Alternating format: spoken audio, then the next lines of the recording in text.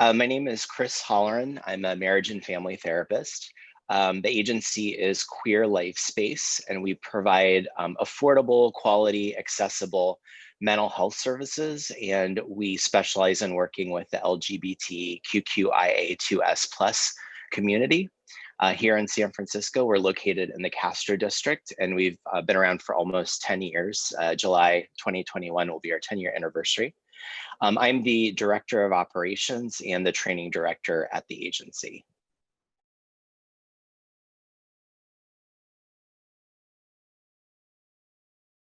The mission, in addition to providing quality and affordable mental health services, was also to is about representation in the Castro, I would say.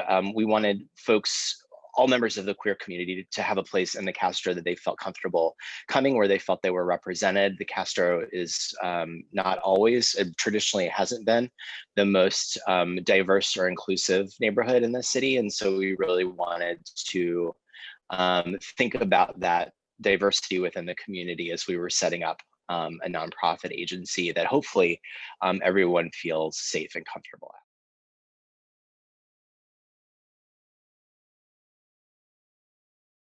We we're very busy, but we're also a pretty small nonprofit, so there isn't a huge amount of staff. Um, all of our all of our individual supervisors are volunteers, and our trainers are volunteers. So we rely pretty heavily on volunteers from the community to help us run the agency. Um, a day, some of the things that a trainee would be expected to do is to maintain an active caseload. And that could be broken up into individual therapy sessions, couples therapy sessions, and or group therapy sessions. We offer those forms of therapy. We also are open to doing family therapy as well, but we don't usually get a huge request for that. Um, in addition to maintaining an active caseload, and eventually that'll be 10 direct service hours. So the traineeship itself is a 16 to 20 hour a week commitment. And so eventually, built up over time, 10 of those hours will be direct service. In addition to the direct service hours, trainees are, in addition to taking on transfer clients from prior clinicians who've left, they'll be doing their own intake assessment and evaluation of new clients who are coming in off of our wait list. And we always have a wait list of people waiting for services. In addition to the direct service responsibilities, they'll be attending a 2-hour group supervision weekly on Thursday mornings. And then on Friday mornings, we have a trainee staff meeting followed by a 2-hour didactic training every week. And so Thursday and Friday mornings are two required times that we ask the trainees be there. And we also ask that trainees make their evenings available, one evening per week. We're open till, we see clients up until 8 o'clock. And we always have folks who need after work hours. Although these days, now that we're doing more virtual services, people's schedules tend to be a bit more flexible, but we still ask for that evening availability one day a week.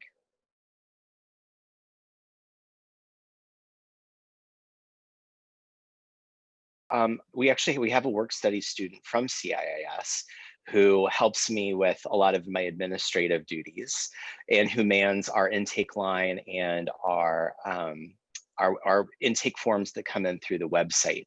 So we have a screening procedure that's done by that individual, where we're just trying to get a basic idea of what this person's looking for, if we feel that they might be a good fit for the agency, or if they might need a higher level of care than what we can provide them at our agency because our agency is so small, or if and that they're in the right place for the right service. Occasionally, someone might come by who's looking for a different type of service that we don't provide. So from that screening process, usually what happens is the person is added to our wait list. We almost always have a wait list, but right now we just got through our wait list. So people who are coming in for services we can see pretty much immediately, which is a rare time for us. But we put them on the wait list. Then we look at and then the way that they call in, we've done outreach to a lot of different agencies over our 10 years. So lots of agencies and institutions know that we exist. Other community mental health agencies like AHP or Mission Mental Health, or even East Bay mental health agencies like Pacific Center, agencies like Lyric or Dimensions Clinic. We get referral from all of these places.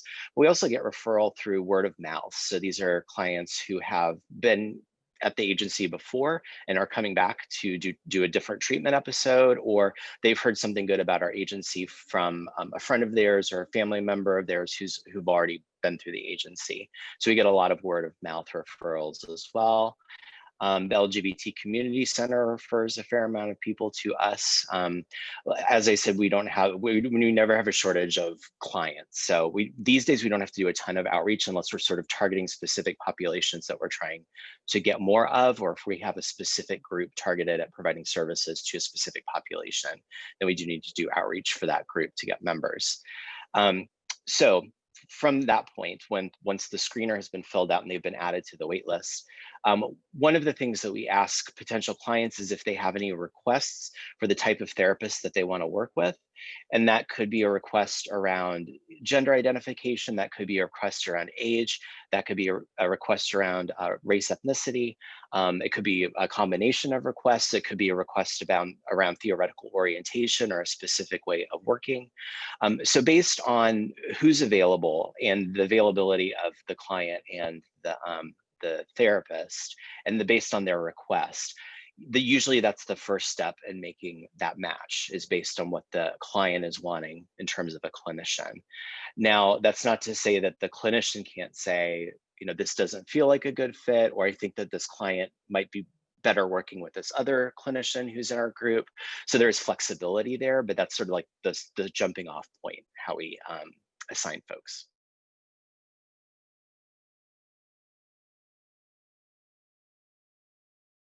So usually a caseload will be 6 or 7 individuals. There might be a couple in there as well.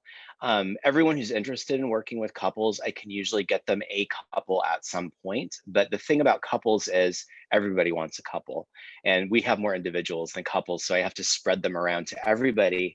And the thing about couples is they tend not to stay in treatment as long as individuals do. So there's a bit more turnover in couples work than there is with the individual work. But we usually get folks a couple on their caseload if they're interested in seeing couples. The groups, usually everybody facilitates a group, although that's not necessarily a requirement. Um, First and foremost, I want to get the groups covered that we already have up and running at the beginning of any training year. Right now, the groups that we have up and running are, we have a substance recovery group that uses a harm reduction model. We have a group called Intersection of Identities, a group for queer women. So this is for folks who are female identified and identify as queer. We have a gay men's disabilities group. We have a queer men's relationships group.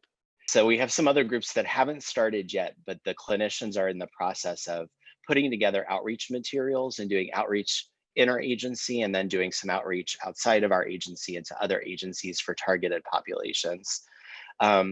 One of the groups that hopefully will be starting, maybe before the holidays, but probably in the new year, is queer survivors of abuse, and that could be physical, emotional, or sexual abuse. We're also starting a BIPOC queer support group. So these are people who are queer, Black, Indigenous, people of color, and then a support group for them. And that's a group that we've had before, but it fell apart due to membership. Also, another group that we've had before but fell apart due to membership that we're looking to restart is queer sex worker support group as well. So those 3 groups are slated to start probably in the new year, and we're doing active outreach right now for those members. So those might be groups that future trainees inherit as well. And if all my groups are covered and there's still folks that don't have group and they're interested in doing a group, we have flexibility around them picking a topic or a type of group that they might want to do. Like we've had someone from CIIS do this was a time limited group that was 8 weeks for couples, and it was a somatics group related to somatic interventions with couples to help them improve their relationship that way. We've had art therapy support groups as well in the past. So there's a lot of different directions that we can go with groups that we offer, and we're pretty flexible around that.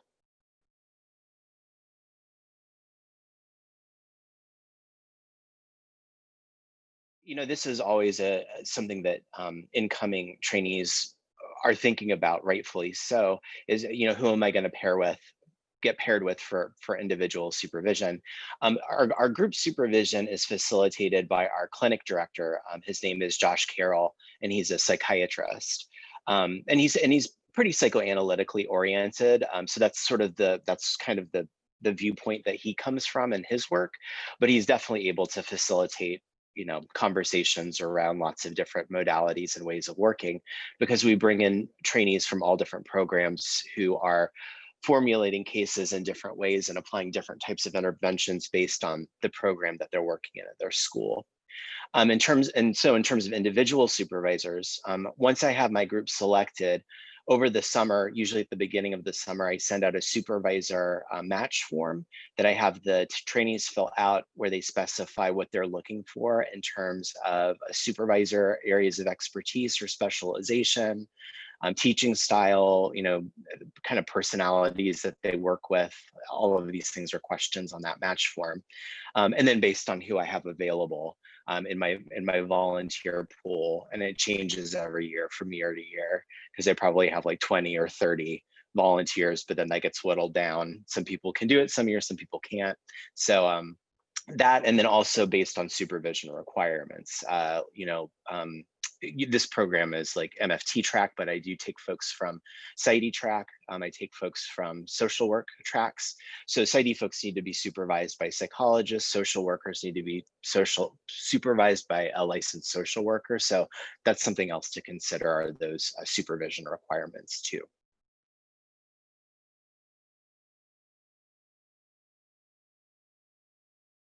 As I said, there's a 2-hour didactic training every Friday. And in the second half of the training year, or the new year, one of those trainings, a couple times a month, will be a peer presentation or a case conference, where a trainee presents on a case they want some feedback, or they might have questions around. So that happens in the second half of the year, and those are interspersed among trainings. But I put together the training calendar, and so in doing that, I'm looking at 4 different categories of trainings. One category is sort of nuts and bolts basic trainings that you would get at any agency that you do a practicum at. And so some examples of those trainings would be intake assessment, treatment planning, crisis intervention, those type of trainings.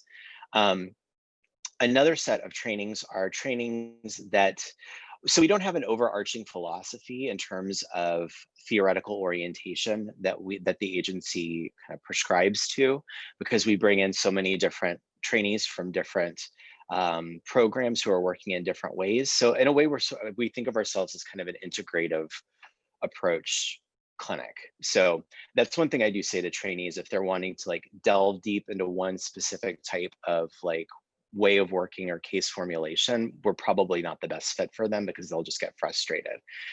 But back to the trainings, one of the other categories is different modalities and ways of working. So that could be, there's trauma-informed clinical care, and there was a somatic perspective with that. We have had trainings on countertransference and case conceptualizations, kind of a more psychodynamic training.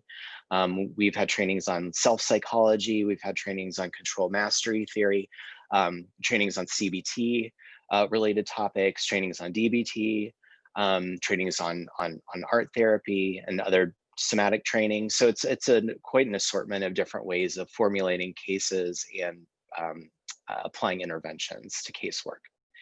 A third category would be trainings that deal specifically with issues that come up working within the community, or working with kind of sub-communities within the queer community. And so that would be like gender affirming clinical care would be one. Poly and non-traditional relationships is a training that we offer, kink-friendly clinical care, sex worker-informed clinical care. Intersex 101 is another training that we offer that falls into that category. And then a final category that we offer is really focused on social justice and anti-oppression. So that would be trainings like cultural humility, implicit confirmation bias, or implicit bias, and those type of topics, anti-oppression, things that fall into a social justice training lens.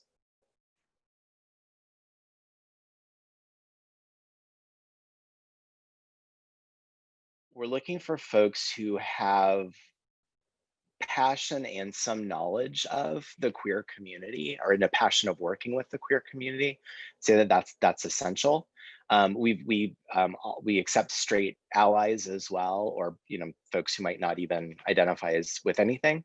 But there needs to be some knowledge of the queer community and definitely a passion for working with the queer community.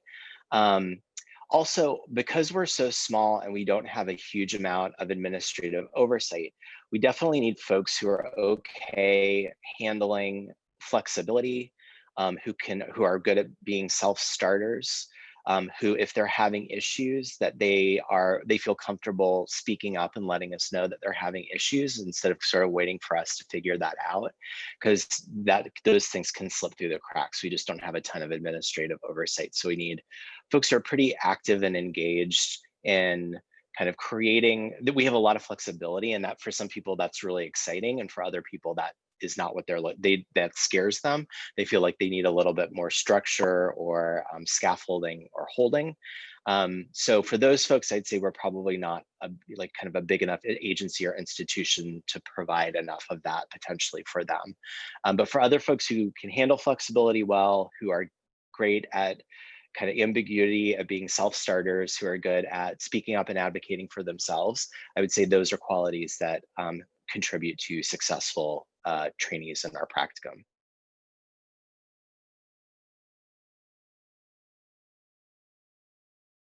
I would say there's a couple different things. Well, one, I think that all trainees in any placement are challenged by, which is the balance of coursework, the practicum responsibilities, and then potentially additional work on top of all of that if they're working as well. I'm always kind of dumbfounded at how much they're juggling. I mean, I did it myself once upon a time, but it's been a while, so I forget. So they're very, they're pushed to their limits, and there's certain times of the year where that's true more so than others. So that's challenging for them, but it's just a part of the grad school experience. Another part of that I think can be frustrating for some clinicians coming in to the practicum placement is around expectation. I think that they're, I think that we're a great placement. We understand like where our areas of weakness and growth need to be, and kind of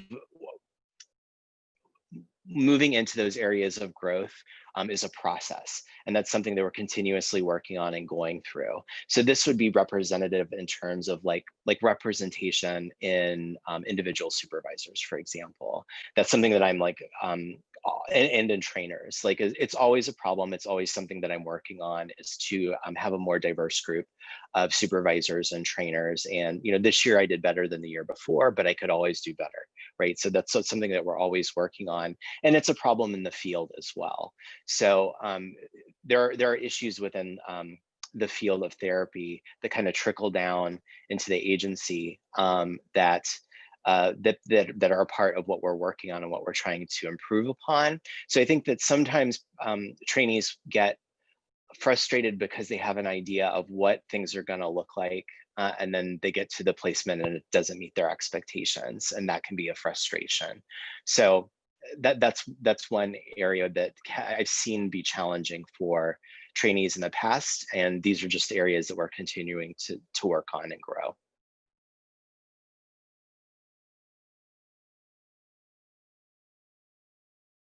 Yeah, so we don't have a hard and fast deadline for when applications are due, but I tend to get the bulk of the applications, and starting around the end of January is when they start coming in, and then I get them through February. Usually by early March, I should have gotten pretty much all of my applications. And that what I'm looking for in an application, and this can be emailed to me or mailed via regular mail, although email is actually much more convenient, is a CV, a letter of interest. And within this letter of interest, please don't summarize your CV. I can read the CV. I don't need a summary of it in your letter of interest. Let me know why you feel Queer Life Space is a good fit for you and why you're a good fit for Queer Life Space. What is it about the agency that excites you? That's what I want to hear about. We also would like 2 to 3 letters of recommendation, and that can come in. It doesn't have to all come at once. Those can come in later. And this can also be emailed to me either through you or through the person writing the letter of recommendation. Usually it's probably better from them. And as I said, get that to me by early March. And that's by early March, I've pretty much been reviewed all of the, and have been setting up interviews for February and March. So that's a good timeline to think about in applying. And I'm also available. Email me, please. I'm assuming you're going to put my contact information with this video.